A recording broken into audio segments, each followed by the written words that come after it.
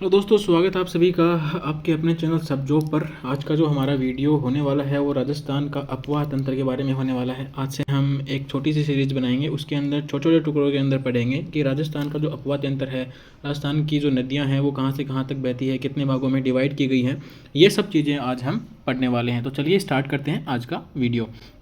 सबसे पहले मैं आपको बता दूं कि यदि आप राजस्थान की नदियां पढ़ते हैं तो राजस्थान की नदियां पढ़ने के लिए आपको सबसे पहले क्या करना होगा, आपको एक मैप लेना होगा, खाली मैप। एक मैप नहीं लेना होगा, बहुत सारे मैप लेने होंगे। उसके अंदर आपको ड्राइंग कर करके पढ़ना होगा कि कौन सी नदी कौन से ज़िले के अंदर से होकर के गुजर रही है। तो चलिए छोटा सा आज हम ये पढ़ लेते हैं। राजस्थान का अपवाह तंत्र। राजस्थान का अपवाह तंत्र ये 3 भागों में विभाजित किया गया है। आंतरिक अपवाह तंत्र, बंगाल की खाड़ी का अपवाह तंत्र और अरब सागर का अपवाह तंत्र।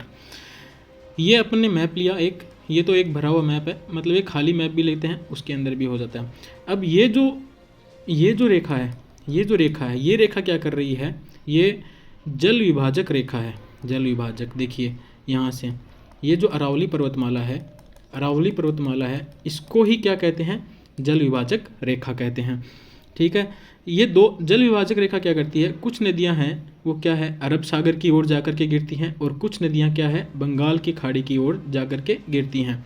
राजस्थान का जो अपवाह तंत्र है वो 3 भागों में ही विभाजित किया गया है। एक तो वो अपवाह तंत्र है जो नदियां बाहर से बहकर के आती हैं, फिर राजस्थान से बहती हैं और राजस्थान में ही विलुप्त हो जाती हैं, उसको तो आंतरिक अपवाह तंत्र कहते हैं। और बंगाल की खाड़ी का अपवाह तंत्र वो होता है जो नदियाँ बंगाल की खाड़ी में जाकर के गिर जाती हैं, उसको क्या कहते हैं, बंगाल का अपवाह तंत्र। और अरब सागर का अपवाह तंत्र, जो नदियाँ अरब सागर के अंदर जाकर के गिर जाती हैं, उससे क्या कहते हैं, अरब सागरीय अपवाह क्षेत्र। चलिए दोस्तों, अब आगे देख लेते हैं। अब थोड़ा सा देख लेते हैं कि राजस्थान का कितना जल है, वो सतही जल है पूरे देश के जल के। ठीक है, तो ये देख लेते हैं, देश का कुल सतही जल कितना है, 1.16% है। वो कितना है, राजस्थान में है।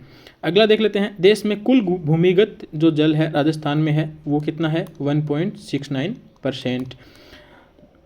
और राजस्थान की ही बात कर लेते हैं। राजस्थान में कितने जल ब्लॉक हैं, राजस्थान में कितने जल ब्लॉक हैं, ये वाली चीज़ देख लेते हैं। राजस्थान में 249, राजस्थान के अंदर 249 जल ब्लॉक हैं। और बात कर लेते हैं यहाँ पे डार्क जोन की।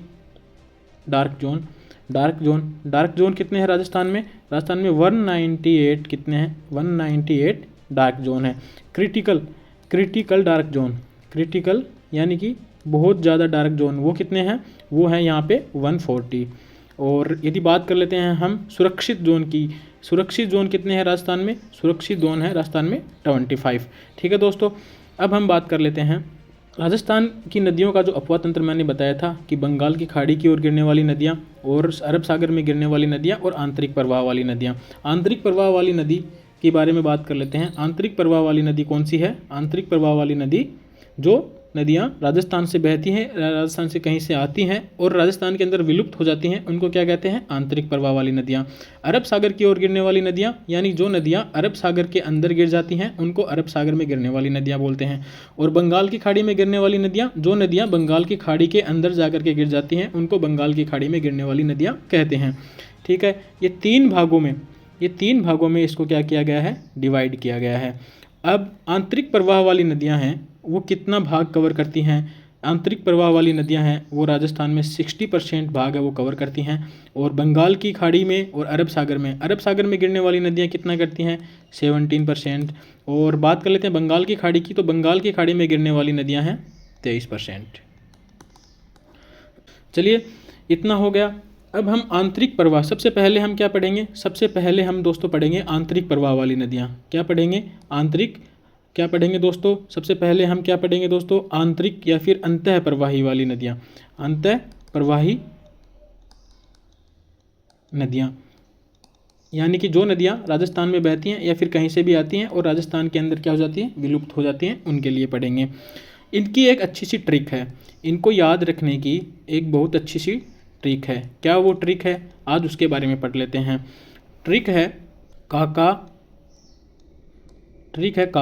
सोम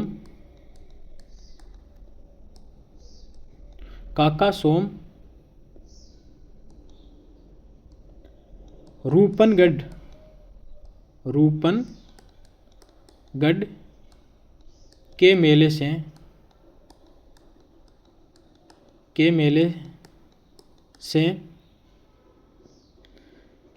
से घर पर बाण लाना। क्या दोस्तों? काका सोम रूपनगढ़ के मेले से घर पर बाण लाना। काका से मतलब क्या हो गया? देखिए अब कौन कौन सी नदियां हैं वो आप जिंदगी भर नहीं बोलोगे अंतर प्रवाही नदियों के बारे में, ठीक है। काका से मतलब सबसे पहले देख लेते हैं काकन्य नदी। सबसे पहले क्या है? काकन्य नदी। उसके बाद में देख लेते हैं कांतली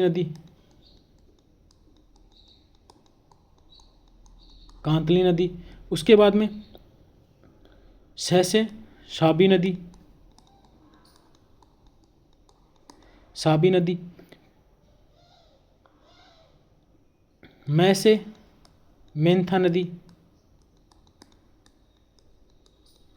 मेंथा नदी मैं से भी कर सकते हैं, मेंथा नदी मेले से भी कर सकते हैं, ठीक है। रूपनगढ़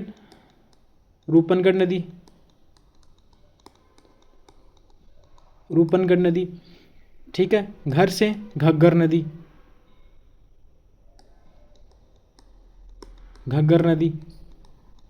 और बाण से क्या है? बाण से क्या है दोस्तों?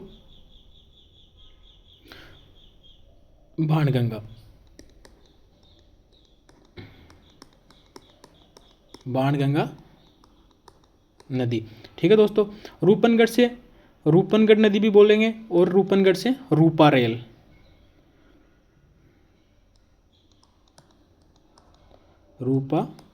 नदी। तो दोस्तों काफ़ी बार एग्जाम में ये क्वेश्चन आ जाता है कि कौन सी जो नदियां हैं वो अंतर प्रवाही नदियां हैं, और 4 ऑप्शन दे देते हैं। तो इसके लिए ये वाली जो ट्रिक है ये आप जिंदगी भर नहीं बोलोगे। काका 5 बार ये बोले ना, काका सोम रूपनगढ़ के मेले से घर पर बाण लाना। काका सोम रूपनगढ़ के मेले से घर पर बाण लाना। काका सोम रूपनगढ़ के मेले से क्या लाना? घर पर बाण लाना। तो आज था ये आंतरिक प्रवाह की नदियों की एक ट्रिक थी, हमने याद कर ली। अब हम क्या करेंगे? अब हम धीरे धीरे जो सारी नदियां हैं, इनकी सहायक नदियां हैं, इनके बारे में पढ़ेंगे। कौन सी नदी का उद्गम कहाँ से होता है, कहाँ तक जाती है और कितनी इनकी लंबाई है, वो सब बातें करेंगे। किस नदी के ऊपर कौन सा बांध बना हुआ है, ठीक है दोस्तों। तो आज के लिए सिर्फ इतना ही।